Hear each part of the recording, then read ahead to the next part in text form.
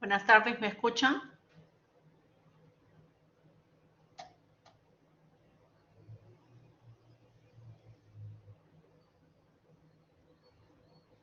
Doctor Montoya, ¿me Sí, escucha? doctora, buenas tardes. Sí. Gracias, doctora Vega. Voy a llamar lista, ¿ya? Sí, doctora, buenas tardes.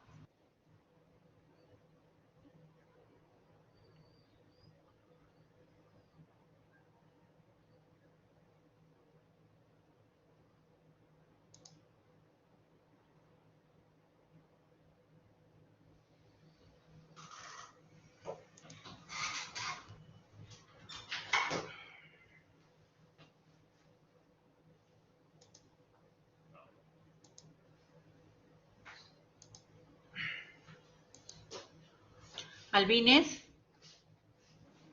Presente, doctora, buenas tardes. Buenas tardes, doctor. Aima. Presente, doctora, buenas tardes. Buenas tardes. Chanta. Presente, doctora, buenas tardes. Buenas tardes. Cóndor.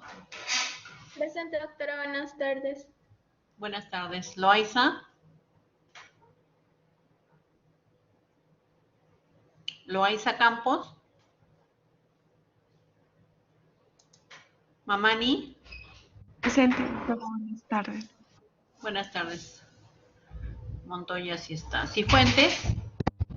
Presente, doctora, buenas tardes. Buenas tardes. Tineo.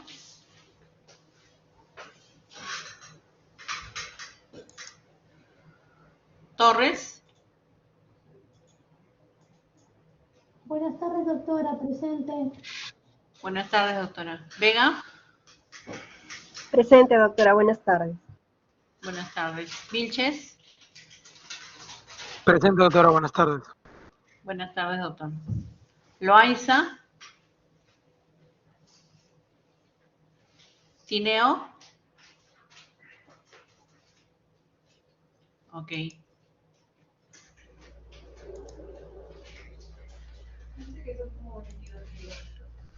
Voy a compartir mi pantalla.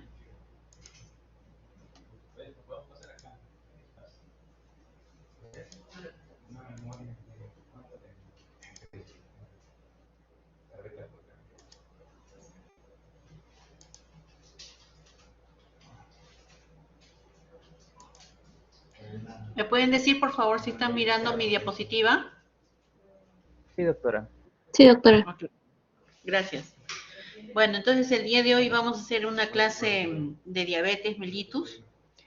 Es una clase un poco general porque realmente es un tema muy grande, muy largo, tiene muchos componentes y no solamente existe la diabetes tipo 1, tipo 2, sino también hay otros tipos de diabetes, ¿no? Como la diabetes gestacional que no vamos a ver en este momento. Pero es importante de repente conocer puntos importantes que van a explicar la fisiopatología de esta enfermedad. Vamos a empezar con nuestro contenido. Vamos a ver un poco de definición, algo de fisiología. Vamos a ver la fisiopatología de la diabetes de tipo 1, la fisiopatología de la diabetes de tipo 2, la clínica que casi es similar en ambas y las conclusiones. Entonces, en definición, vamos a ver que la diabetes es un conjunto de trastornos metabólicos que forma o está involucrada también hay un síndrome metabólico donde está también la diabetes mellitus. Y se caracteriza porque hay concentraciones elevadas de glucosa y también el defecto en la producción de insulina. Puede haber un aumento de insulina, pero el receptor no lo reconoce y por lo tanto no funciona, o puede ser que haya una disminución de la producción de la insulina. Y la resistencia a la insulina para la entrada de la glucosa porque hay una alteración en el receptor, como dije anteriormente, ¿no? No solamente va a haber un trastorno a nivel de los carbohidratos, sino también a nivel de las proteínas y a nivel de los lípidos. Entonces, normalmente ustedes saben que la glucosa, a la hora que ingresa, va a estar en el ciclo de Krebs para la producción a nivel de la mitocondria de ATP, ¿no? Y este ATP va a producir la salida de potasio y la entrada de calcio. Y esta entrada de calcio es dependiente de voltaje. Y lo que nos va a producir la entrada de calcio es la salida por exocitosis de unos gránulos que van a contener la insulina, ¿no? Acá yo estoy poniendo que los receptores que van a permitir la entrada de la glucosa a la célula es el GLUT2. Sin embargo, a nivel de los adipocitos, el músculo estriado y el músculo cardíaco son importantes como los transportadores de esta glucosa, el GLUT4. ¿Y por qué? Porque son los más sensibles a la insulina. Entonces vamos a ver la patogenia de la diabetes de tipo 1. Tenemos dos principales, que son la predisposición genética y también los factores ambientales.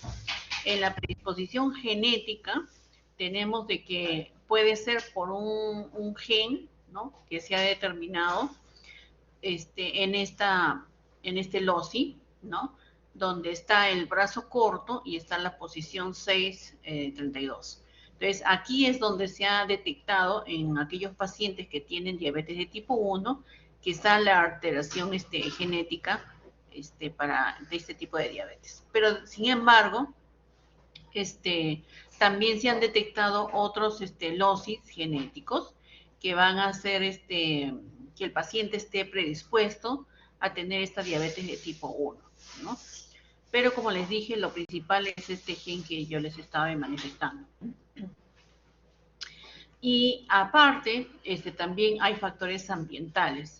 Y dentro de los factores ambientales pueden estar las infecciones virales y también las enfermedades autoinmunitarias. Entonces, ¿qué dice estas infecciones virales? Dice que ingresa el virus y se comporta como si fuese un antígeno porque tiene epítopos que son parecidos a los que se encuentran en los islotes de Langerhans.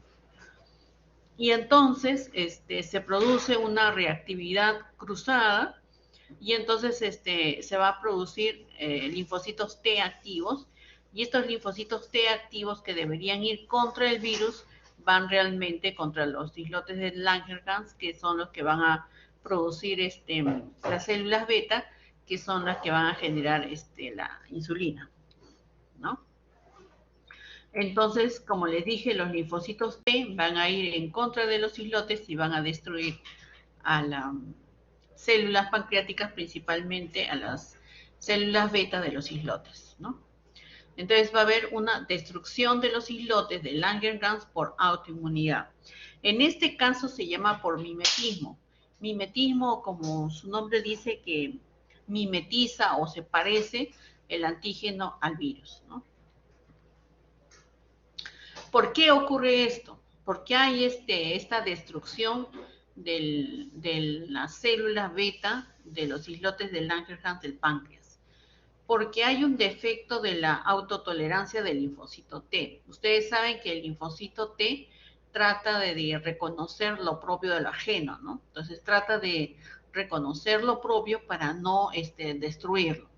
Entonces, esta falla de reconocimiento es el que va a producir la alteración y la destrucción de las células beta. ¿Por qué puede ocurrir esta autotolerancia, esta falla en la autotolerancia? ¿Por qué ocurre el que no se pueda reconocer lo propio?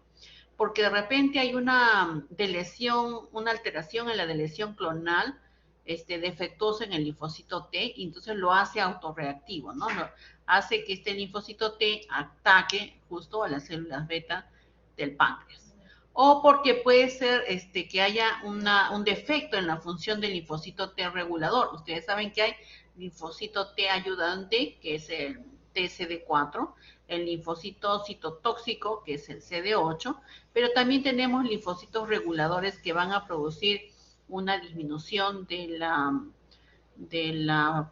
función del linfocito T, y entonces no tiene esta función reguladora. Entonces, en la patogenia de la diabetes de tipo 1, nosotros tenemos un antígeno leucocitario, ¿se acuerdan ustedes? complejo mayor de histocompatibilidad que se encuentra en cada una de las células, ¿no? Como si fuese un documento de identidad, un DNI, ¿no? Entonces, el linfocito TSD4, que necesita reconocer a la célula como si fuese propia de nuestro organismo, actúa como si fuese un policía que me está pidiendo mi DNI, por ejemplo, ¿no? Y entonces, si yo le muestro un DNI adecuado y el policía lo reconoce como algo propio, entonces no va a haber ningún problema y no va a destruir a la célula. Pero, ¿qué ocurre cuando en mi superficie celular se encuentra otro tipo de antígeno y entonces o mi CD4 no funciona adecuadamente porque lo que les he manifestado, ¿no? Hay una desregulación del linfocito regulador, ¿no? O una alteración del linfocito T.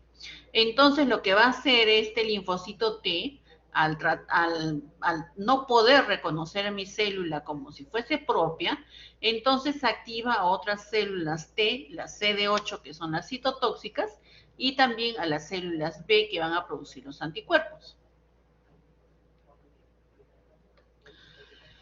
Entonces, las células TCD8 que van a ser activadas van a generar factor de necrosis tumoral alfa, perforinas y granzimas, que son sustancias que van a destruir a la célula pancreática, especialmente a las células beta de los islotes de Langerhans.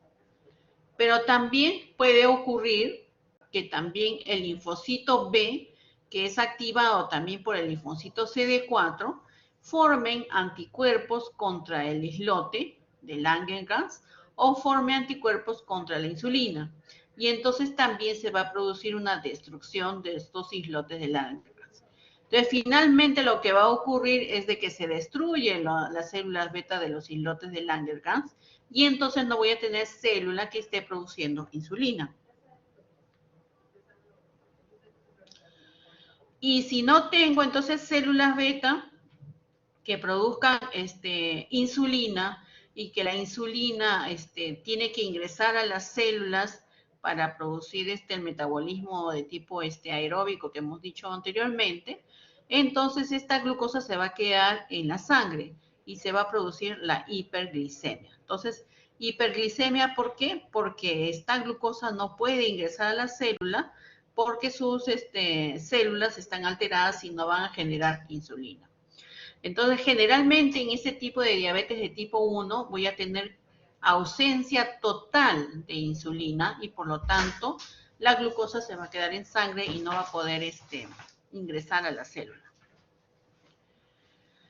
Conforme vaya pasando el tiempo en edad, se va a encontrar de que lo importante al inicio de la vida son más importantes en la patogenia de la diabetes de tipo 2 los genes. Mientras va avanzando la vida, son el medio ambiente el responsable de esta diabetes mellitus de tipo 2, ¿no? Como les dije, en la diabetes de tipo 2 también es una causa de tipo genética, ¿no? Donde se han encontrado algunas variantes que van a reducir la secreción de la insulina o que van a disminuir la secreción de la insulina con glicemia en ayunas normal o que va a alterar el procesamiento de la insulina, ¿no? Entonces, mientras va avanzando la edad, como les dije, los factores medioambientales son los que van a predominar. Se explica que haya un componente de todas maneras genético, porque ustedes van a ver en la mayoría de las frecuencias que hay razas que tienen mayor disposición a tener diabetes, ¿no? Miren ustedes, por ejemplo, los indoamericanos y nativos de Alaska tienen mayor porcentaje, seguido de las personas de color, de tener también diabetes, ¿no? Entonces, en conclusión, dentro de la diabetes tipo 2 tenemos principalmente factores genéticos multifactoriales, ¿no? A diferencia de la diabetes de tipo 1, que puede ser inclusive por un solo locus, un solo gen. Entonces, estos factores genéticos van a demostrar que si yo tengo un pariente de primer grado que tiene diabetes mellitus, tengo 5 a 10 veces más de poder tener diabetes, ¿no?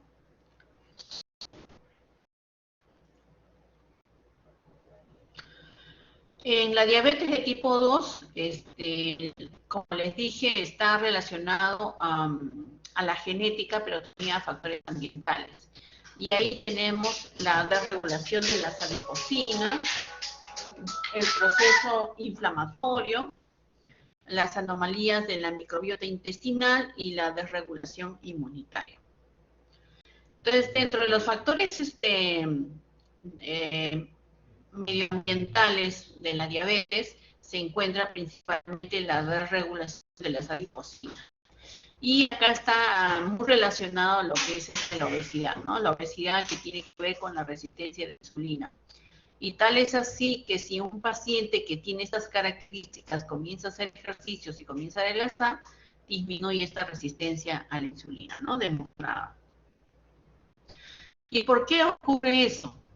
Porque vemos nosotros acá que en la obesidad se va a generar citoquinas proinflamatorias como el factor de necrosis tumoral alfa, pero principalmente ácidos grasos libres en el plasma. Y estos ácidos grasos libres se van a convertir en diacilglicerol. Y estos diacilglicerol lo que van a hacer es aumentar la actividad de una quinasa, y esta quinasa va a reducir un metabolito que tiene que ver con los receptores de la glucosa, como en este caso el GLUT4. Entonces, si reduce estos receptores, se va a captar menos glucosa, ¿no? En la célula, y se va a producir, por lo tanto, la hiperglicemia, ¿no? Entonces, hemos dicho que dentro de los factores ambientales de la diabetes de tipo 2 se encuentra la resistencia a la insulina, y aquí estamos viendo con la obesidad, ¿no? Entonces, en la obesidad va a haber ácidos grasos libres, como habíamos manifestado, adipocinas e inflamación que está dada por el factor de necrosis tumoral alfa principalmente.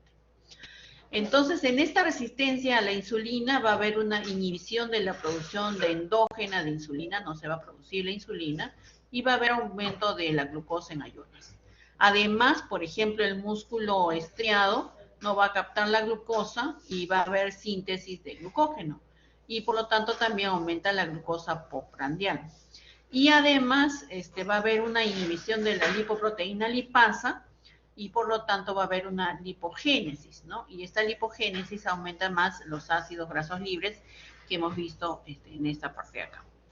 Entonces, en conclusión, la diabetes de tipo 2 tiene factores ambientales que tienen que ver con la resistencia a la insulina, principalmente la obesidad. La obesidad por los ácidos grasos libres, por las adipocinas y por la inflamación.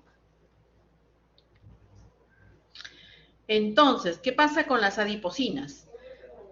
En la obesidad, estas adipocinas disminuyen y bajan la sensibilidad de los tejidos a la insulina. ¿Y qué pasa con la inflamación? Con el factor de necrosis tumoral alfa, va a impedir también la unión entre la insulina y su receptor, y por lo tanto no va a ingresar glucosa a la célula.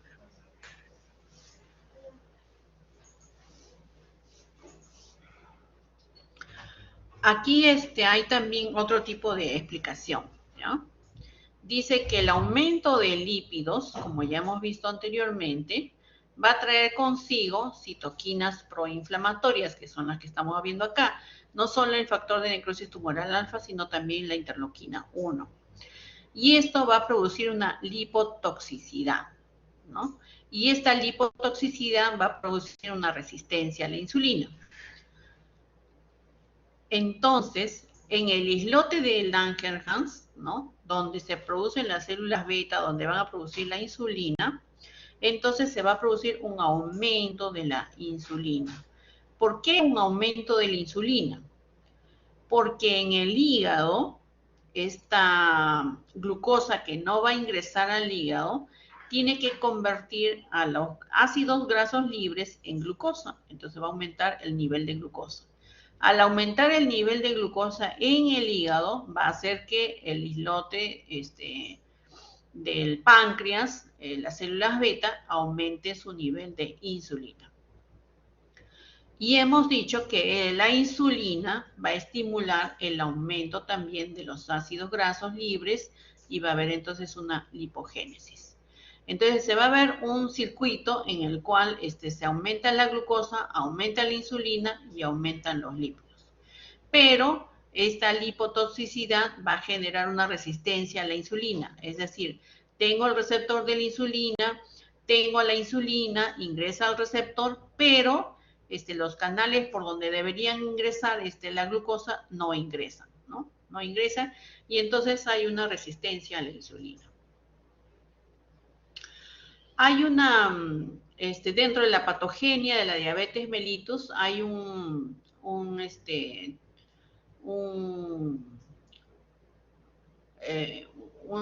aseveración, ¿no? De que hay 8 mecanismos por el cual se puede producir aumento de la hiperglicemia, que es la disminución del efecto de las incretinas, que es el aumento de la lipólisis que acabamos de decir, el incremento de la reabsorción tubular de glucosa en el riñón, la captación de la glucosa por el músculo, disfunción de los neurotransmisores cerebrales, como por ejemplo el sistema simpático, el incremento de la gluconeogénesis por el hígado a través de las grasas, como hemos mencionado, el incremento de la secreción de glucón por las células alfa y la disminución de la insulina por el páncreas.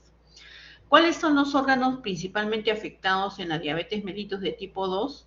Está el sistema nervioso central, el hígado, el páncreas, el tejido adiposo, el intestino delgado principalmente y los riñones. Entonces, uno puede tener diabetes mellitus de tipo 2 porque hay una alteración en la cantidad de células beta, ¿no? Las células beta se pueden producir ya sea por replicación o ya sea porque hay una formación nueva de células beta, ¿no? Y mientras que la apoptosis es pequeña. Pero mientras aumenta la edad, esta apoptosis va incrementándose, haciendo de que la cantidad de células beta sea menor. Hay una relación inversamente proporcional entre el número de células y la sensibilidad a insulina. Se dice que a menor número de células pancreáticas, las células beta, hay mayor sensibilidad a la insulina como si fuese un mecanismo de compensación. Pero llega un momento en que este mecanismo de compensación es insuficiente y entonces se va a producir también diabetes. Yo les dije de que había dos mecanismos fisiopatológicos para la diabetes mellitus de tipo 2.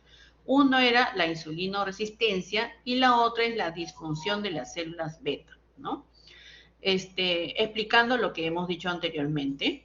Si yo tengo aumento de la glucosa en sangre, o sea, una hiperglicemia, voy a aumentar mi síntesis de insulina para poder resolver los requerimientos energéticos del organismo. Pero va a llegar un momento en que el nivel de la glucosa es tanta, no tanta demanda, que la insulina no va a ser capaz de generar este tipo de adaptación. Y entonces se va a producir una resistencia a la insulina y la insulina, no se va a unir a su receptor y al no unirse la insulina a su receptor, entonces se va a producir una disminución del ingreso de la glucosa a la célula y por lo tanto una hiperglicemia, ¿no? Entonces, cuando hay diabetes de tipo 2, tenemos dos mecanismos. Uno es que haya una resistencia a la acción de la insulina y la otra es que las células beta no funcionen adecuadamente.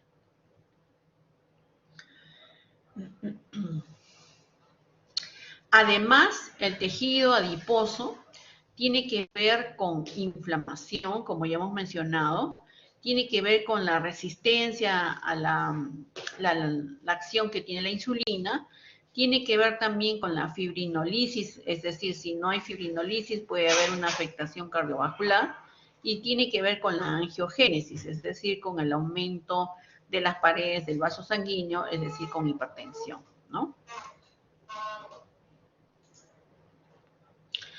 Entonces hay una proteína, que es esta que está acá, que es la ASP. Esta proteína es generada también por el tejido adiposo. ¿Y qué pasa?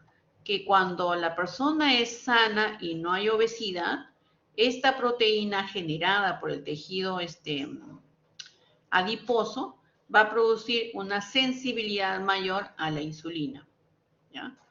Pero cuando aumenta el grado de obesidad y por lo tanto aumentan las células adiposas, entonces esta proteína va a aumentar y va a producirse un aumento de ácidos grasos libres. Y este aumento de esta proteína con ácidos grasos libres más bien van a producir una insulinoresistencia, ¿no?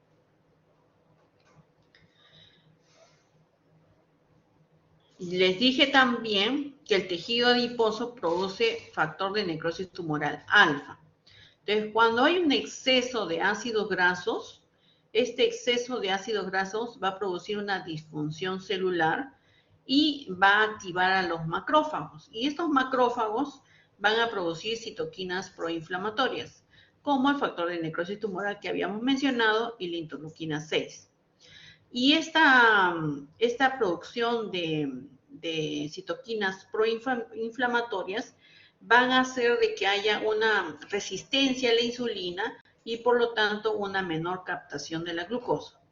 Entonces la glucosa que no es captada por la célula va a quedar libre a nivel del vaso sanguíneo y se va a producir una hiperglicemia, ¿no?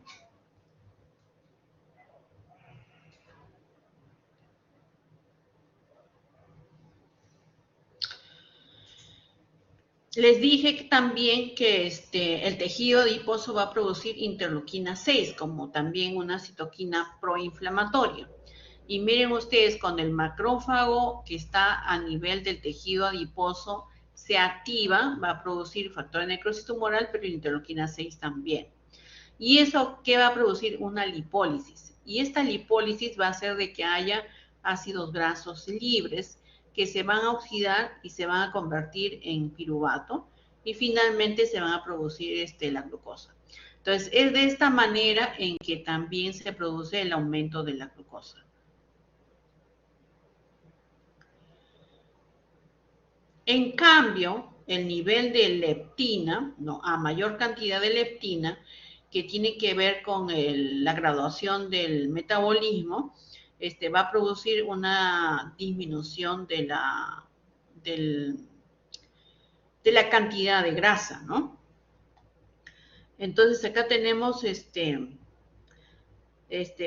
pero si yo tengo una disminución de la leptina por aumento de la cantidad de grasa y una disminución de la adiponectina, entonces lo que se va a producir más bien es una resistencia a la insulina. Al inicio, los islotes de Langerhans, especialmente las células beta, van a estar normales, pero después va a tratar de compensar. Yo les dije, ¿se acuerdan? Que si hay disminución de las células, hay un aumento de la sensibilidad de estas células a la insulina. Pero llega un momento en que este estado de compensación aumentada no es tolerada y va a producir una falla de las células beta y por lo tanto se va a producir una disminución de la cantidad de insulina y aumento de la glucosa. Este tejido graso también tiene que ver con la disminución de la fibrinolisis. ¿Por qué? Porque cuando hay una resistencia a la insulina, hay el factor de necrosis tumoral, como habíamos mencionado, pero también hay un aumento del factor activador del plasminógeno. Y entonces normalmente convertiría el plasminógeno en plasmina y se produciría productos de degradación de la fibrina. Pero cuando hay un aumento de este factor inhibidor de la activación del plasminógeno, entonces se va a reducir la fibrinólisis. Al reducirse la fibrinólisis, entonces se puede producir trombos que van a generar un aumento de las enfermedades cardiovasculares, ¿no? También el tejido adiposo aumenta la producción de angiotensinógeno a nivel del hígado. Y ustedes saben que también el angiotensinógeno tiene cierta cantidad de producción a nivel de tejido adiposo. Este angiotensinógeno se va a convertir principalmente en angiotensina 2. Y esta angiotensina 2 también tiene que ver con la vasoconstricción, que va a generar un aumento de la presión arterial, ¿no? Muy bien. Entonces, ¿cuáles serían los síntomas de estos pacientes que tienen aumento de la glucosa en sangre, ¿no? Tenemos las 4 P's. La primera, que es la poliuria, que es el aumento de la cantidad de la micción. ¿Y por qué se produce eso? Porque hay una reabsorción de glucosa a nivel del túbulo proximal de la nefrona. Esta reabsorción de la glucosa, cuando es mucha glucosa, va a tener mayor cantidad en sangre y entonces al pasar por el riñón se va a escapar más del umbral. Supongamos que tenemos 200 miligramos por decilitro de glucosa. El umbral normal del riñón, que no deja escapar la glucosa por la orina, es 180, pero yo estoy teniendo 200, ¿no? Hay 20 miligramos por decilitro de más. Entonces, esos 20 miligramos por decilitro van a pasar a la orina y a la hora que pasan por la orina van a generar también la salida del agua.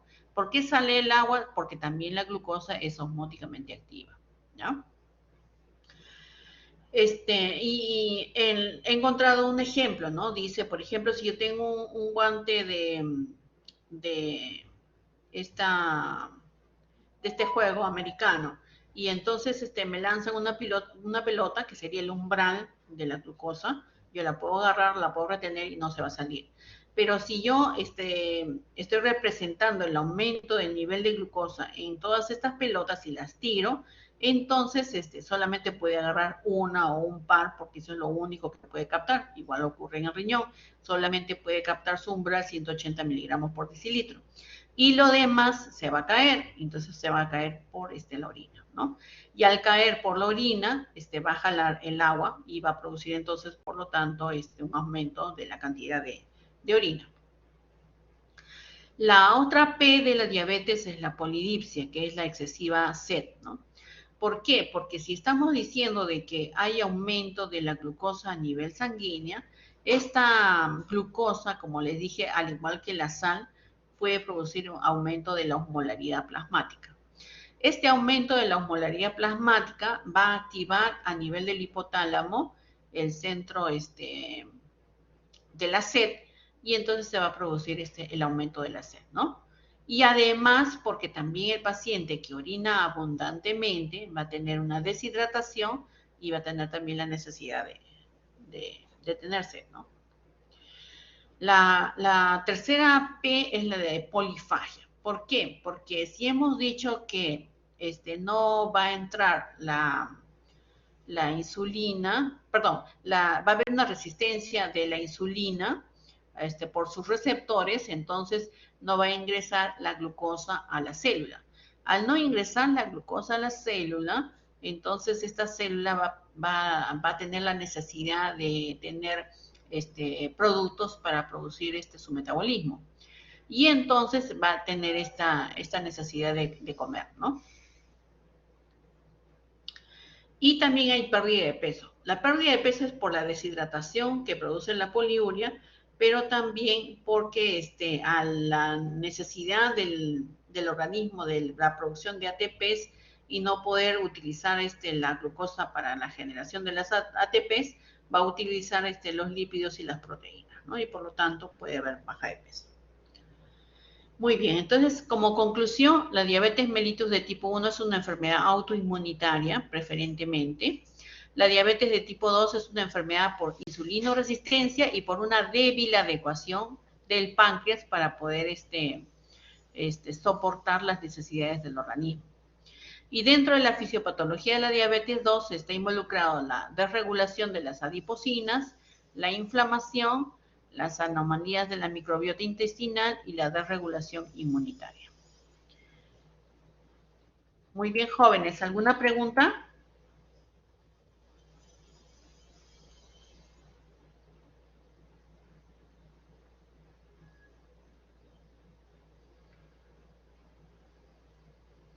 Ya les he publicado ¿cómo se llama? La clase también, ¿ya? Muy bien, en este momento son las 4:46. ¿Le parece que nos unamos a las 5 para hacer el caso clínico? Está bien, doctora.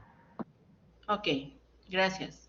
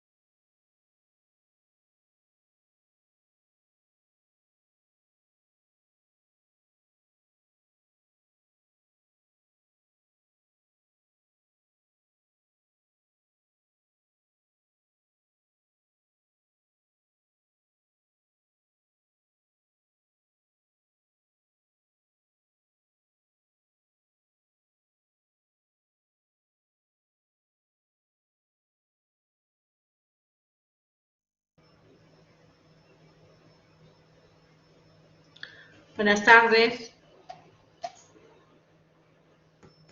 ¿Me escuchan? Sí, doctora, se le escucha. Gracias. Voy a volver a tomar lista, ¿ya?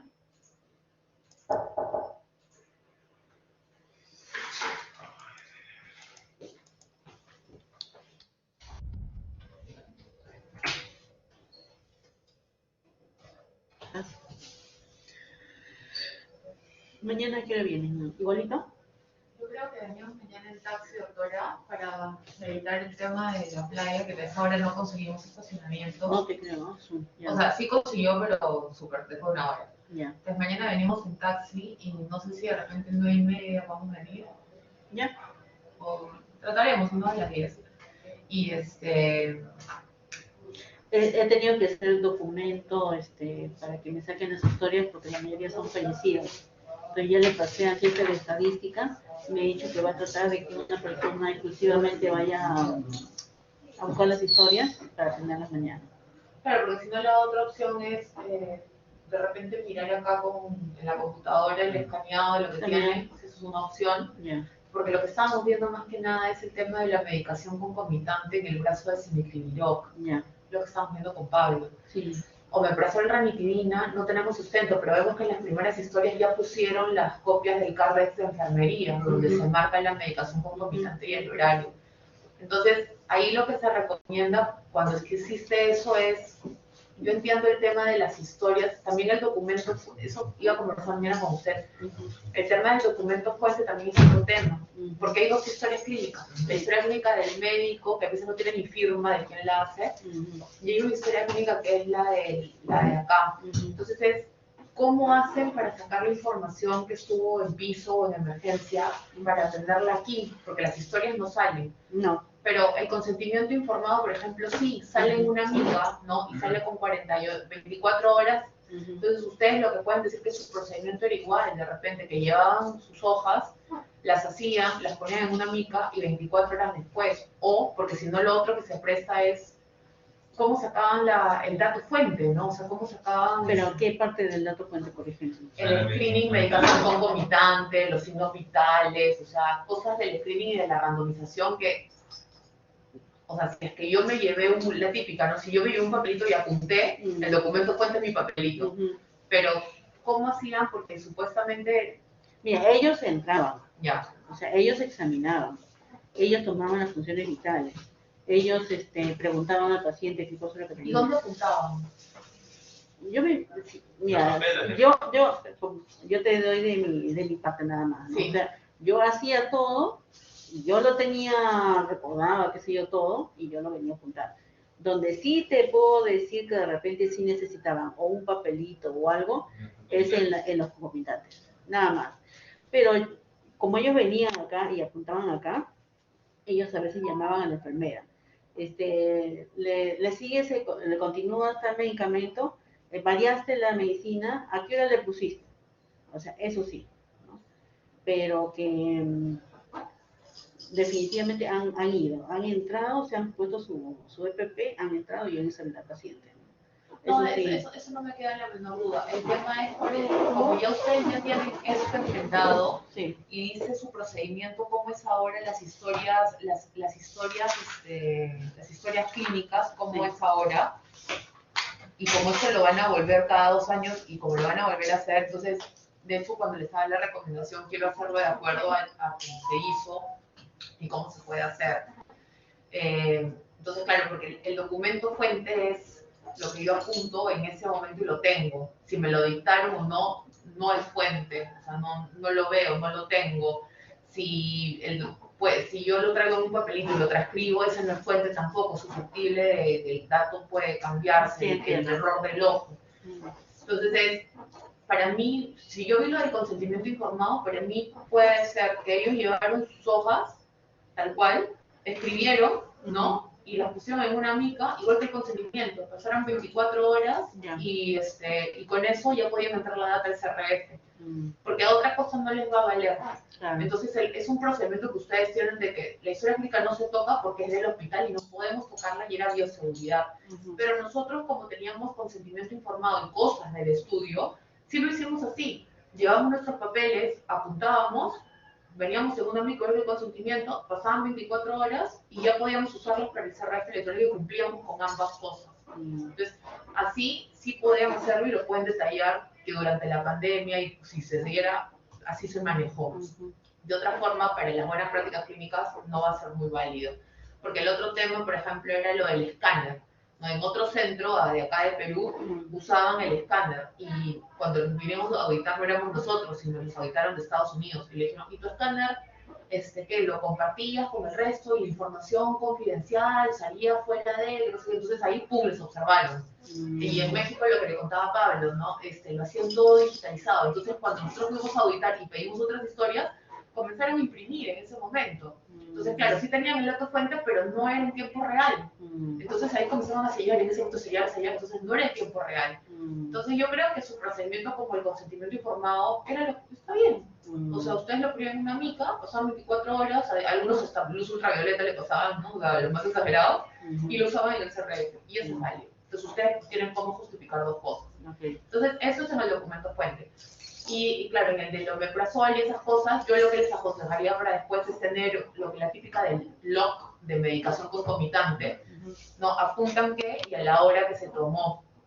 Yo ahora veo que está muy bien sustentado con las fotocopias del carnet de enfermería, pero por ejemplo, él que está viendo todo lo que es Brasil Cenicriviró, tiene no sé como cuántos pacientes que tiene omeprazol ranitidina, que no sabe en qué horario fue puesto. Entonces, claro, para nosotros eso, cuando nosotros hagamos la observación, ¿no? Va a tener una observación que no va a tener ni mayor ni minor, no va a tener grado, porque va a depender de la respuesta de ustedes, que nos van a decir, nosotros de estos pacientes, el medicamento tal fue aplicado a tal hora, tal hora, tal hora.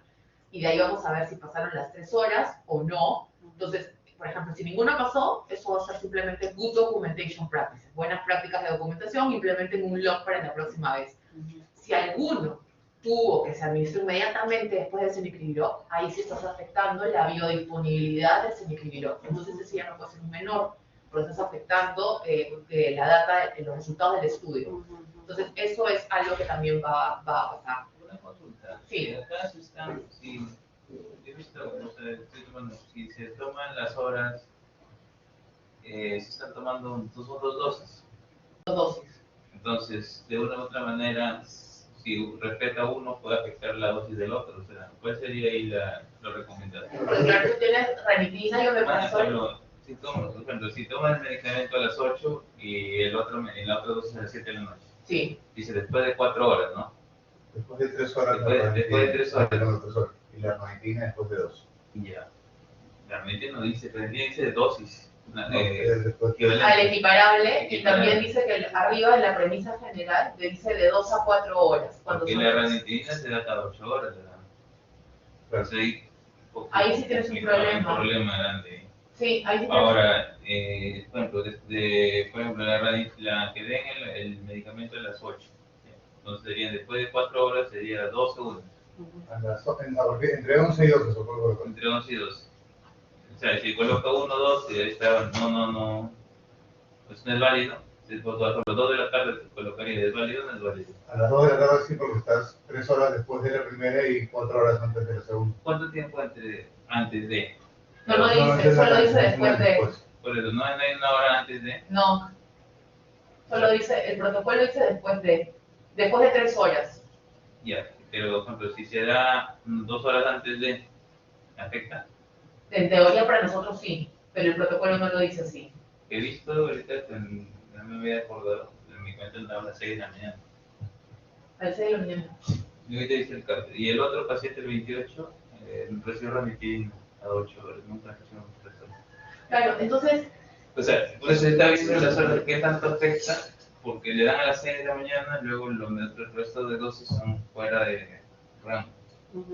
Entonces, Ya, ¿qué tanto afecta eso? O sea, vale, ahora fíjate una cosa. Todos estos pacientes ya randomizaron y ya se terminó el estudio, ¿ya? Entonces, ya digamos que ahorita implementar algo para pacientes no vamos a poder hacer. No, me refiero a o sea, tomando en cuenta lo que es el protocolo y tomando en cuenta los datos de horas, si dan a 6 de la mañana, 8 y luego en la tarde, qué tanto afecta eso, porque inicia 3 horas después, pero No mencionan el antes. no mencionan el antes. Lo ideal hubiese sido, por ejemplo, como hemos visto algunos pacientes, ¿no? Decía, por ejemplo, ranitidina omeprazol suspendido, pero algunos tú tienes que darlo como protector básico. Entonces le daban omeprazol creo que una vez al día, Sí. en más o menos al mediodía. Eso hubiese sido lo ideal. Poner tus 40 miligramos de omeprazol 3 horas después de el senicrivirón de la mañana, ¿no? Y de manera que no tiene ninguna interferencia con el de la noche. Bueno, pues la biodisponibilidad ahí son 16 horas, por eso toman 18 a 24 horas, por eso toman las 4 horas. ¿No? Por eso toman 4 horas por noche. Por eso pone 4 horas por dosis. Post-dosis, sí. Porque la biodisponibilidad entre 18, entre 20 y 24 horas. Entonces, es lo que lo indica el protocolo. Entonces, por eso toman, pero yo veo que no toman en consideración las dosis de la noche. Lo veo de esa manera, ¿no? Viéndola desde el punto de vista de farmacocinético. Entonces, pero bueno, específicamente los pacientes he visto ahorita la revisión de la historia del escaneo a las 6 de la mañana. Ya. Eso, ¿qué? En realidad, en contra del protocolo no está, ¿no? No dice nada de eso, lo que dice el protocolo es nada más después de. O Porque sea, es como que tú tomas la... el medicamento se absorbe más con ácido, no, con medio ácido. ¿Cómo? No dice nada de eso, o sea, lo que yo creo que interpreta es como que le estás bloqueando, o sea, yo sé, te entiendo tu punto de vista, debería ser antes de, pero nosotros estamos yendo viene una inspección, y una inspección no necesariamente son médicos, entonces van a irse de acuerdo a lo que dice el protocolo. El protocolo te dice 2, 3 y 4 horas después de cada CBC. Entonces, si tú le has puesto 6 de la mañana, no es... Fuera del protocolo, pero... No está fuera del protocolo, porque ¿a qué hora le has dado CBC? 8. Ya, pues 8 no y hay... media, 9. Ya, entonces no tiene nada que ver. Ahí estás bien. Sí, porque- Tu problema va a ser en las que tú tienes que le han dado, por ejemplo, mi paciente recibió 9 de la mañana y le diste el omeprazol, o sea, a las 10 de la mañana. Ahí sí, porque está contra el protocolo. Menos de 3 horas. Exacto. Ah. Entonces, esos son los que tenemos que fijarnos, que nosotros les vamos a preguntar y ustedes nos van a responder ahí quién fue y quién no fue. Si eso fuese, ya, ok, ahí está el finding y la recomendación es, bueno, a partir de ahora vamos a implementar un blog de medicación concomitante. Ustedes siempre tienen una salvedad, que a ustedes los agarraron en plena pandemia y no había nada escrito. Nosotros estamos viniendo con un ojo hiperagudo, con una lupa a mirar al dedillo todo perfecto. No pueden ser perfectos, ustedes tienen una calidad de la data que nosotros la sabemos, que es excelente, es muy buena. Nosotros tenemos todos los AES, ustedes tienen los AES, han reportado tiempo, comités de ética. Nosotros lo que hacemos simplemente es prepararlos para una inspección, tanto de afuera como de adentro, porque ustedes son todos enroladores de América Latina. Y podría ser un buen sponsor, la barba.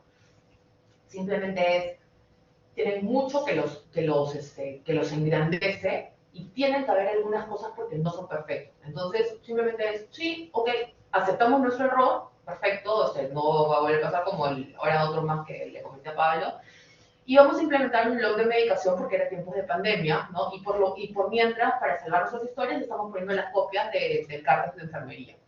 Después venía lo del midazolam, el fentanilo, ¿no? Y lo que dice CDC, ¿no? CDC no puede darse con la dosis tan alta de midazolam, que vimos que tenía 18.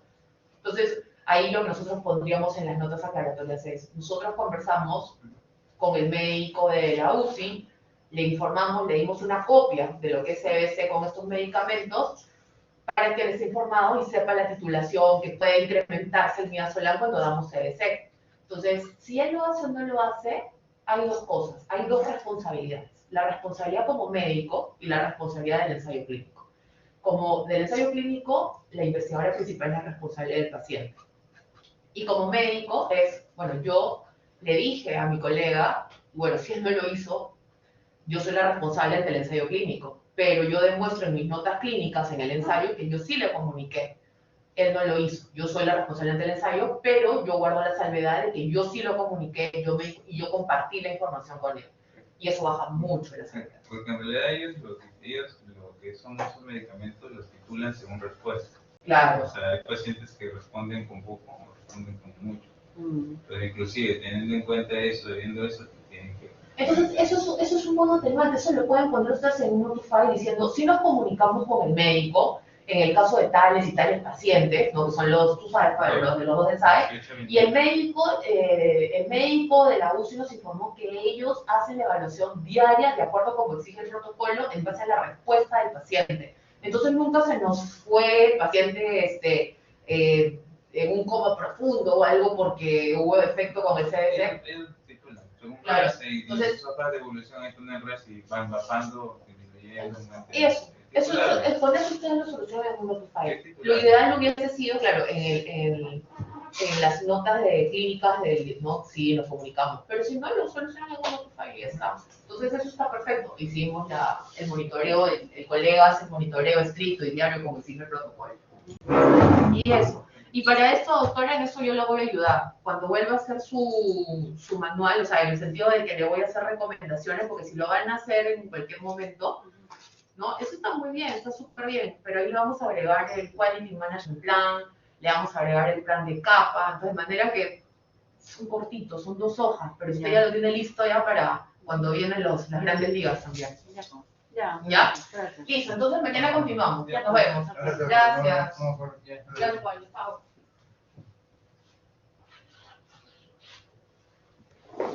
Eso, ustedes también no van a el protocolo.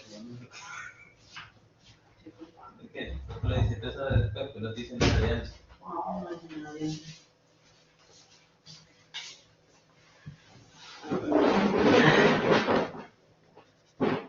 Vamos a ver un montón de notas. Eso queda, doctora. Una vez que limpiamos eso, queda y eso ya queda ya cualquier cosa. Ya queda limpio, sí. ¿Sí?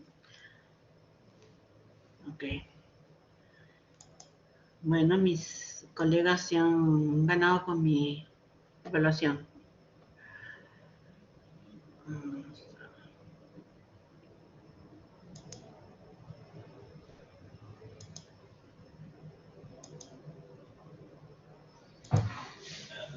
Yo me voy a entrar. Albines. Presente, doctora. Gracias. Aima. Presente, doctora. Gracias. Chanta. Presente, doctora.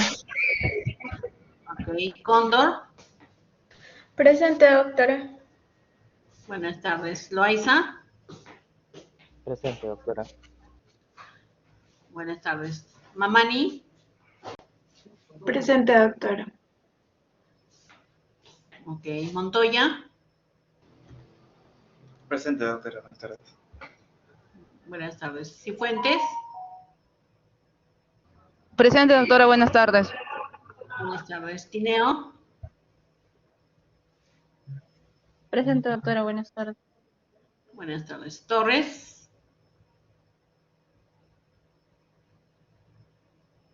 Torres. Vega. Presente, doctora. Buenas tardes. Vilches. Buenas tardes. Vilches. Presente, doctora. Presente. Ya, doctor. Gracias.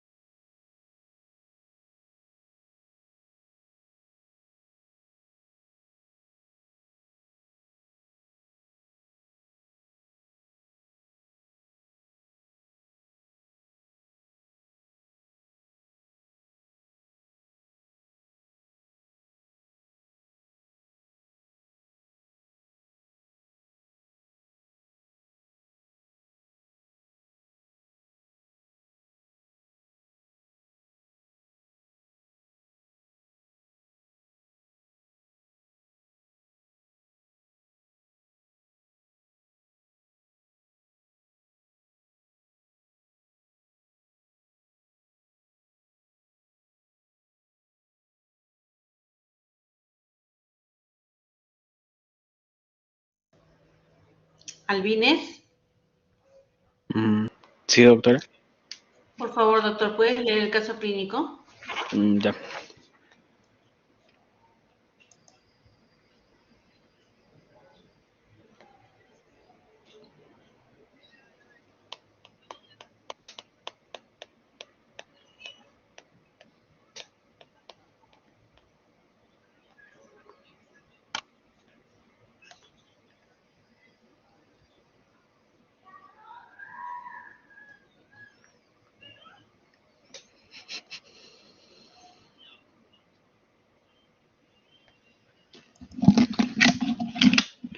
Ya.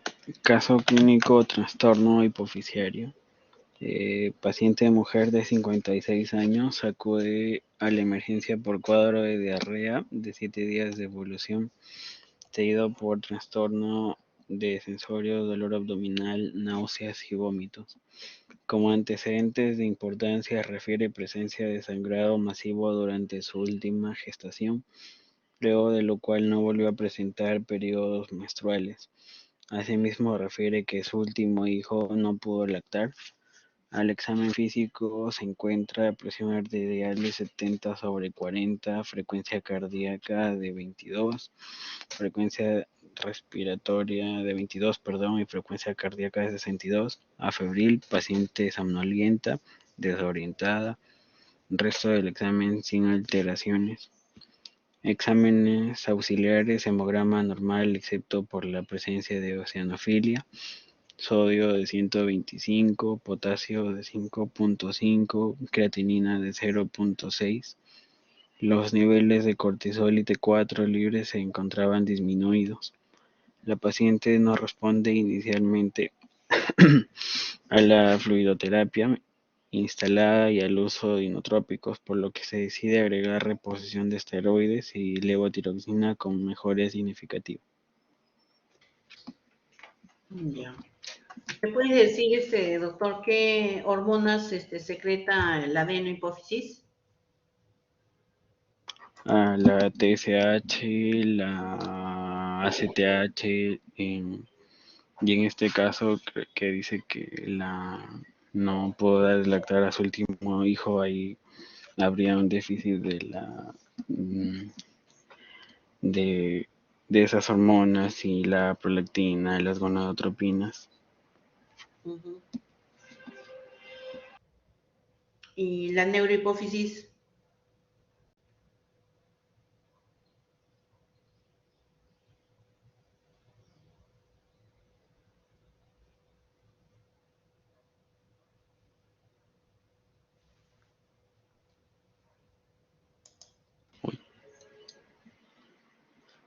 Ahí estaría las oxitocinas y la hormona antidiurética.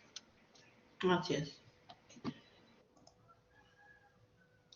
Aima, Sí, doctora. doctora Aima, y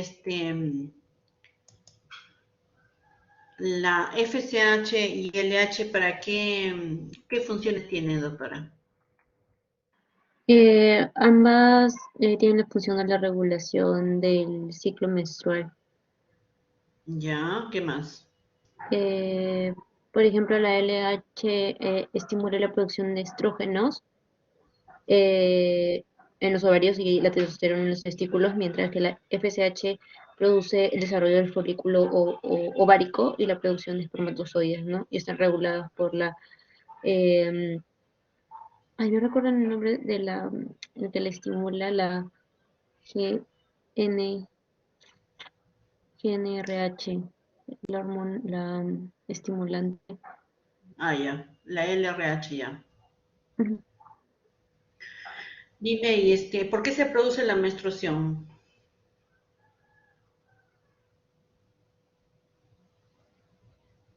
Siguiendo estas hormonas que me estás diciendo, ¿no?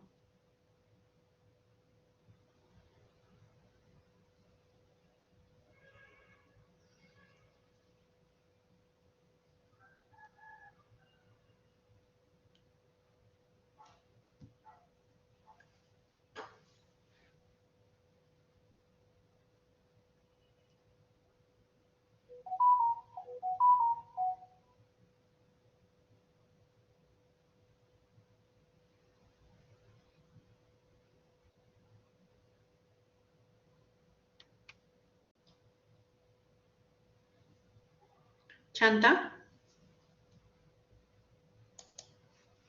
Sí, doctora. ¿Cómo es que se produce la menstruación, doctora Chanta? Por causa de los picos elevados que se dan en la menstruación, por ejemplo, en la hormona luteinizante, se encuentra un pico más elevado durante el periodo de la menstruación, y esto produce pues que hay un desprendimiento del endometrio y se produzca el sangrado en la menstruación. A la vez, estas hormonas, la luteinizante y la folículo estimulante, estimulan la parte de los ovarios al producir estrógenos y progesteronas. También estimulan lo que es la parte del útero para una posible fecundación. Exacto, ¿no? Entonces, la FSH, que es la que va al ovario para estimular la secreción del estrógeno, es el que va a preparar el endometrio para una anidación. Y la LH, que va a generar la producción de progesterona en el ovario, es para que se mantenga ese endometrio para la anidación del huevo, ¿no?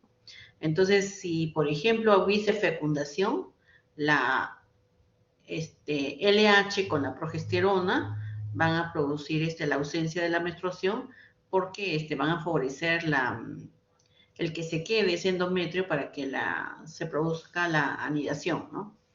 Pero si, por ejemplo, no hay una fecundación, entonces la FSH con el estrógeno preparan al endometrio, pero al no haber la cantidad suficiente de progesterona, entonces se cae el endometrio que se ha preparado, ¿no? Y eso vendría a ser la menstruación.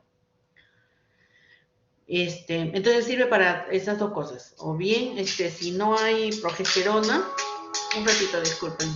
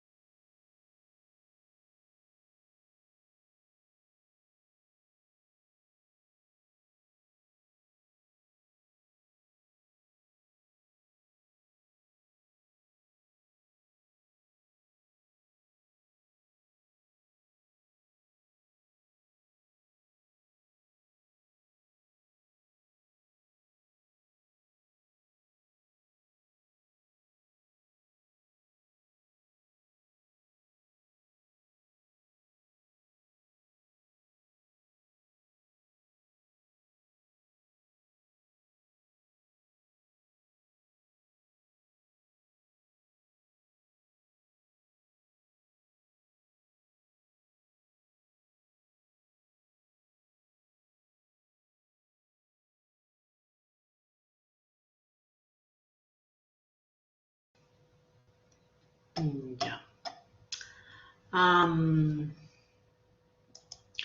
Ya, entonces estábamos hablando de que la preparación de la FSH con la LH va a servir justamente si no hay fecundación para la producción de la menstruación, y si hay fecundación, bueno, pues la anidación del huevo, ¿no?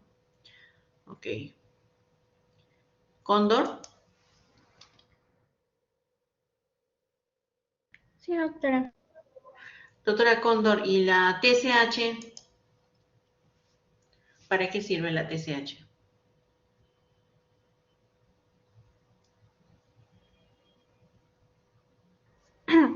Va a ser que se produzcan hormonas, bueno, en la glándula tiroidea se van a producir hormonas como la tironina y la tiroxina. Exactamente, ¿no? Dime, y si por ejemplo yo tengo mucha hormona T3, T4. Entonces, ¿cómo va a estar el nivel de la TSH?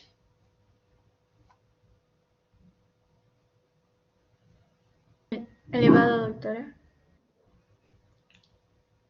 Si tengo mucha hormona, si tengo muchas hormonas T3, T4, tú me dices que la TSH está elevada.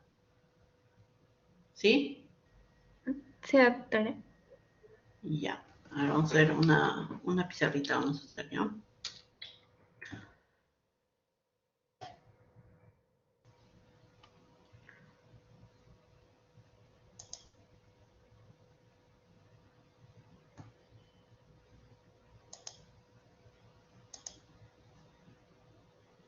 Ya, supongamos que este es mi hipotálamo.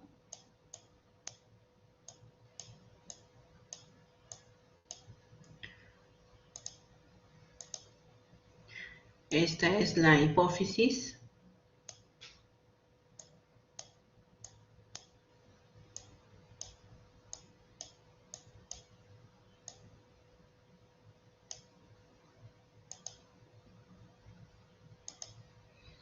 Y este es el órgano final. En este caso, el órgano final vendría a ser la tiroides, ¿ya? Entonces, nosotros normalmente tenemos un feedback positivo. El feedback positivo me dice que si aumenta mi hormona liberadora del hipotálamo, hace que se aumente mi hormona estimulante de la hipófisis. Y que si estimulo a las hormonas de la hipófisis, estas van a estimular finalmente al órgano final, produciendo la hormona, ¿no? Eso se llama feedback positivo, ¿no? En el caso, por ejemplo, de la tiroides, mi hormona liberadora de tiroides, la TRH, estaría a nivel del hipotálamo, estimularía a la hipófisis produciendo mi TSH, hormona estimulante, y esa hormona estimulante iría al órgano final, que sería la hormona tiroidea, perdón, la glándula tiroidea, y produciría la T3 y la T4, ¿ya?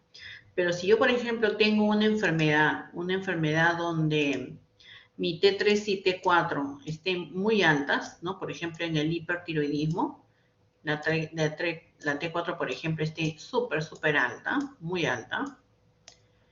Entonces,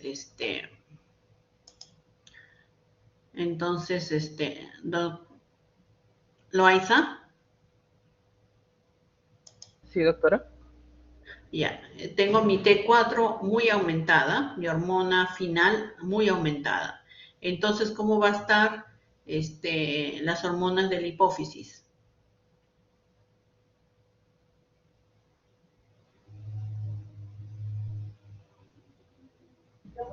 Estarían normales. No habrían disminuido su cantidad. No, estarían disminuidas, ¿ya? Ok. Entonces, si yo tengo bastante T3, T4, soy hipertiroidea porque mi glándula está produciendo bastante T3, T4, hace un feedback negativo a la hipófisis y le dice a la hipófisis, ya no produzcas hormona estimulante porque ya tengo mucha hormona, ¿ya?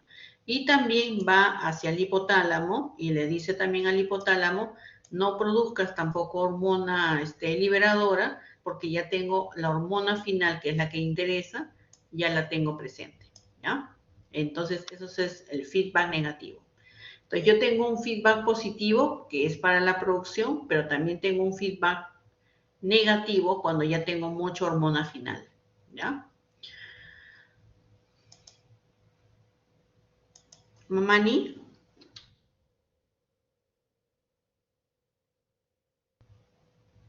Sí, doctora. Doctora Mamani, por ejemplo, en el caso de la FSH, ¿ya?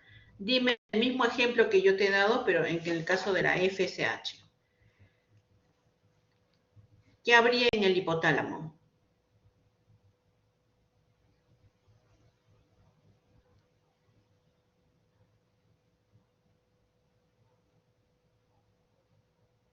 Sí, aumenta la folícula estimulante, disminuiría la hormona liberadora. No.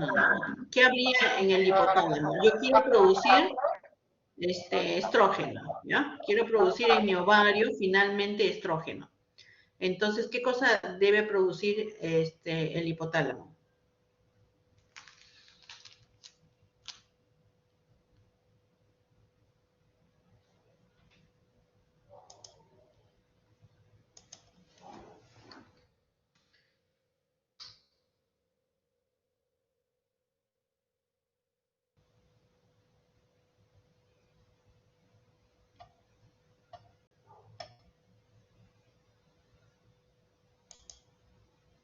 ¿Me entendiste, doctora?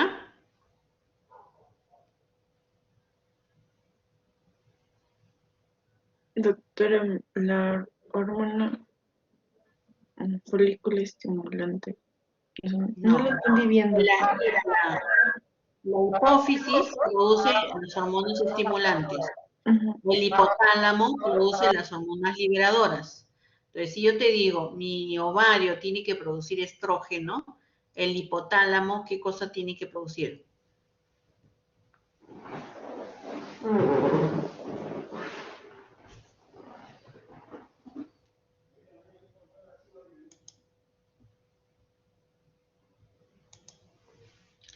A ver, Montoya.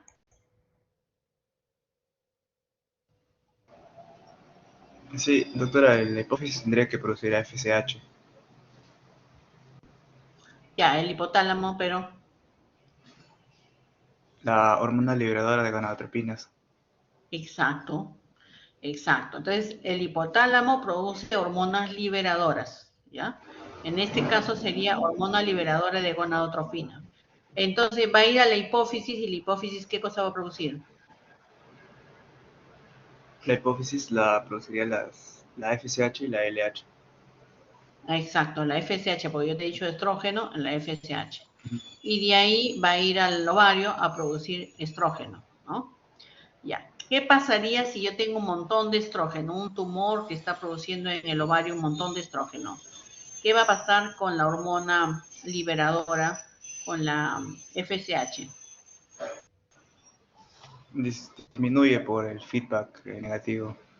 Exactamente, Se así es, inhibiría. ¿no? Sería Se inhibido. inhibiría tanto la hormona que sale de la hipófisis como la hormona que sale del hipotálamo, ¿no?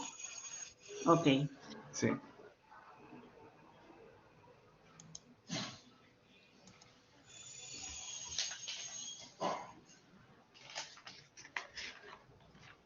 ¿Y fuentes?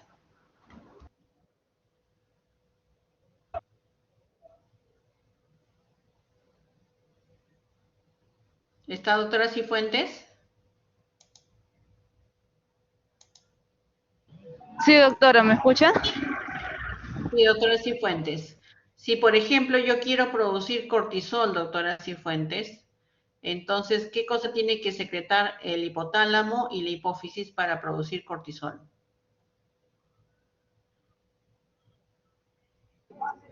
A nivel del hipotálamo sería la hormona liberadora de la corticotropina y de ahí en la parte de la hipófisis sería la ACTH. Ya. Y de ahí, Actúa sobre la glándula suprarrenal, doctora, y se produce el cortisol. ajá, exacto. Y si yo tuviese ya por ejemplo, un tumor que estuviese en la glándula suprarrenal que produce grandes cantidades de cortisol, ¿qué va a pasar con la hormona de la hipófisis y del hipotálamo? Aceleraría lo que es la retroalimentación negativa, doctora. Así es. Y entonces, ¿qué va a disminuir? La hormona liberadora y también Ya. a nivel de la hipófisis, la Corticotropa, ¿no? La hormona estimulante. Exacto.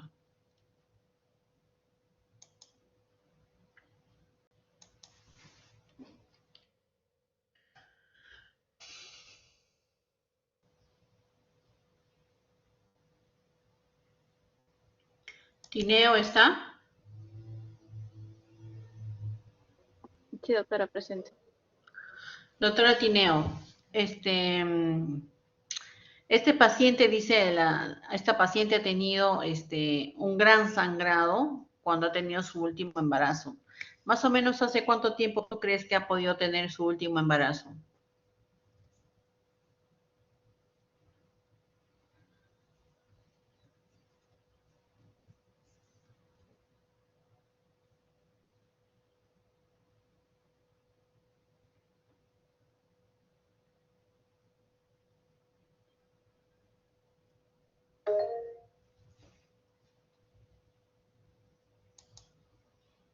A ver, Emma. Doctora, la paciente puede haber tenido su último embarazo hace 8 o 9 años, más o menos, ¿Por qué crees tú? porque la paciente ya es una adulta mayor y ya no puede tener Exacto, hijos. Ujú. así es. Entonces, sí, definitivamente, pues ha sido varios años. Y ese sangrado, doctora, ¿qué le produjo? En su embarazo se menciona, bueno, que tuvo sangrado masivo Ya. y bueno, que también su hijo no pudo lactar, ¿no? Entonces, esto Ajá, se puede decir que terminando su embarazo, después de sangrado, no pudo producir la prolactina así es. y tampoco presenta periodos menstruales, no tuvo masivo, esto por la ausencia del LH y la FSH. Ujú. Dime, ¿y la prolactina qué función tiene?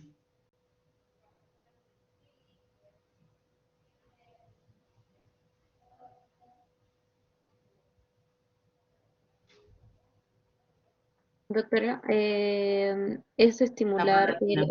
el desarrollo de las mamas y, bueno, la producción de leche. Ok. Tineo,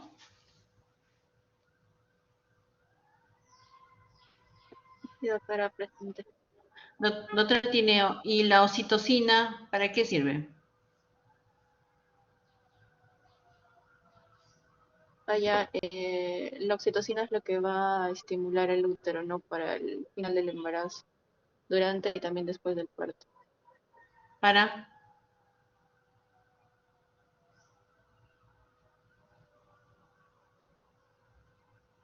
Es un, ¿cómo decirlo? Un neuromodulador. Mm, ¿Pero qué hace en el embarazo o qué hace en el parto?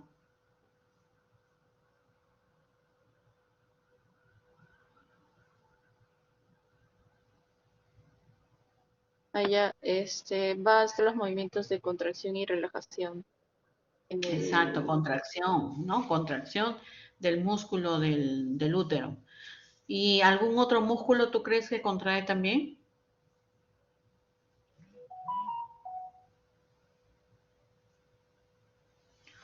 Al músculo también de los ductos galactóforos, ¿no? Entonces va a producir la excreción de la leche. Entonces la prolactina produce la leche y la excreción la hace la oxitocina. Por eso es que dicen que las parturientas les dan a su niño para que puedan lactar, para que eso ayude a producir mayor oxitocina. Y esa oxitocina no solamente va a funcionar en la extracción de la leche, sino también en la contracción del músculo, ¿no? Para poder sacar la placenta finalmente.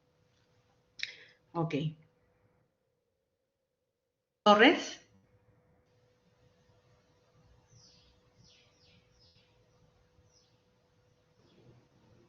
Doctora, buenas tardes.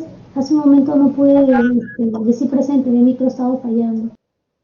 Ya, muy bien. Doctora Torres, dime, hace 7 días, ¿qué pasó con la paciente?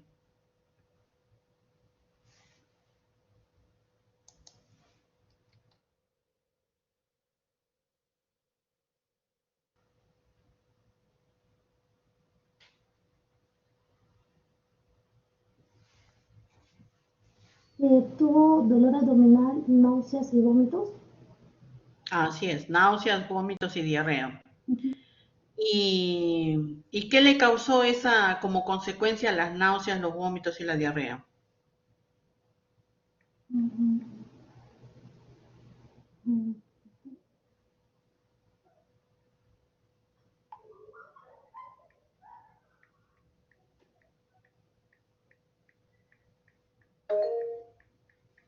bueno, que pueda producirle también un tema de tipo shock. Exacto, un shock, así es. ¿Qué tipo de shock crees que le ha producido? Por los síntomas que refiere, es un shock tipo hipovolémico. Exacto, un shock hipovolémico, así es. Vega. Sí, doctora.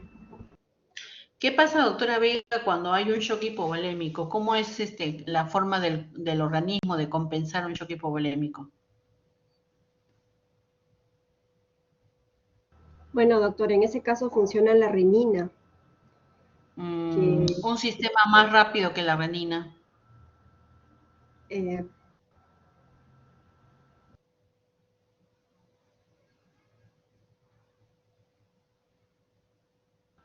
Ya se supone que la aldosterona, ¿no? La aldosterona es la que va a retener sodio y agua. Más rápido que la aldosterona. Sí funciona la renina con la aldosterona, pero hay un sistema que funciona mucho más rápido.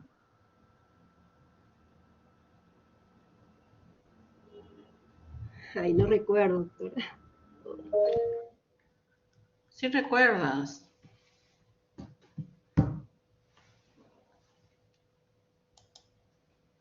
A ver, Aima. Doctora, el sistema nervioso simpático, que hace vasoconstricción y enotropo y cronotropo positivo. Exactamente, ¿no?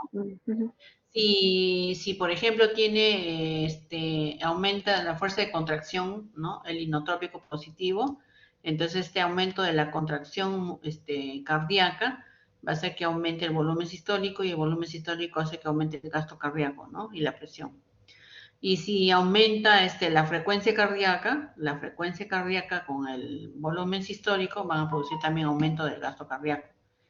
Y finalmente, si aumenta solamente la resistencia vascular periférica, también junto con el gasto cardíaco pueden aumentar la presión arterial. Entonces, el simpático es el más rápido que va a producir. Doctora Vega, ¿tú crees que este paciente está respondiendo el sistema simpático? No, doctora, porque tiene la presión arterial baja. No, o sea, tiene shock hipovolémico y por eso tiene la presión baja, ¿no es cierto? Estamos diciendo que el simpático lo va a recomponer de alguna manera. ¿Hay algún dato que me dice si está funcionando el sistema simpático?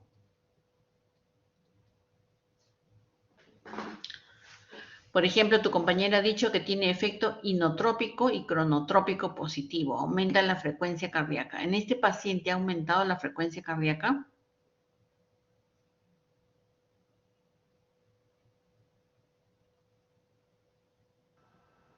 Bueno, su frecuencia cardíaca está en 62, sigue baja. Exacto, entonces probablemente no está funcionando el sistema simpático como un mecanismo compensador del shock hipovolémico, ¿no es cierto? Sí, por eso la paciente normalmente, sí, dime. La paciente, por ejemplo, está somnolienta, desorientada. Así es. Entonces, en un shock hipovolémico, siempre el mecanismo compensador más rápido es el simpático. Y uno se da cuenta que está compensando porque tiene un aumento de la frecuencia cardíaca. Pero en este paciente no está funcionando la frecuencia cardíaca, en este paciente no está funcionando el sistema simpático. Entonces, probablemente algo está obstruyendo la función del sistema simpático, ¿no? Vilches. Sí, doctora. Doctor Vilches, ¿qué crees tú que hormona tendrá alguna relación con el sistema simpático, que de repente si no está presente, entonces tampoco lo hace funcionar el sistema simpático?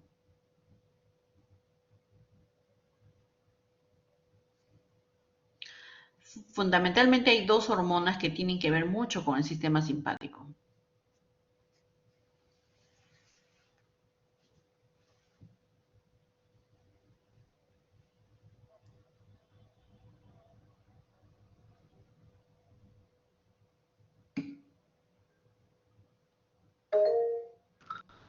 La adrenalina.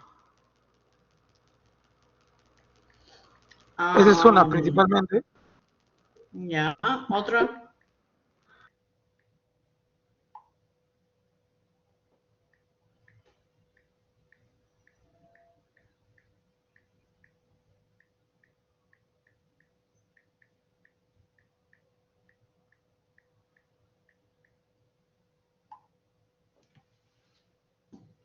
Hay dos hormonas, ¿ya? La hormona tiroidea y el cortisol, además de todos los, las funciones que tienen, una de sus funciones es sensibilizar a los receptores de las catecolaminas, ¿ya? Entonces, si no tengo hormona tiroidea porque no está funcionando la TSH y no tengo el cortisol porque no está funcionando la ACTH, entonces probablemente no hay sensibilización de los receptores a las catecolaminas. Entonces puede haber aumento de catecolaminas en este shock hipovolémico, pero los receptores no lo van a captar y por lo tanto no se va a producir los efectos del simpático, ¿no? Un minutito, disculpen, ¿ya?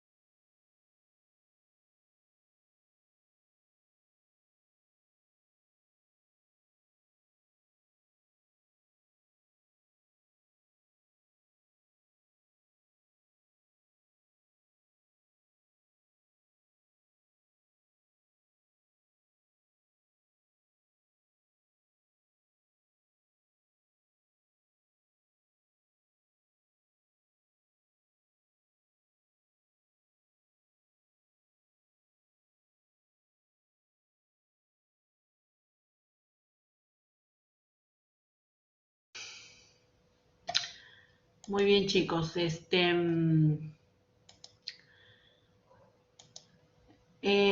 día de hoy me he enterado de que uno de sus compañeros, no de su promoción, de una promoción que ya pasó, que ha sido mi alumna, está muy mal de salud, está en coma, ha sido algo muy súbito, hace 2 días nomás se puso mal y ahorita está en coma. Le he compartido al doctor Montoya para que si es que ustedes pueden ingresar para hacerle una misa de salud a la alumna. Muy, muy, muy buena alumna, una chica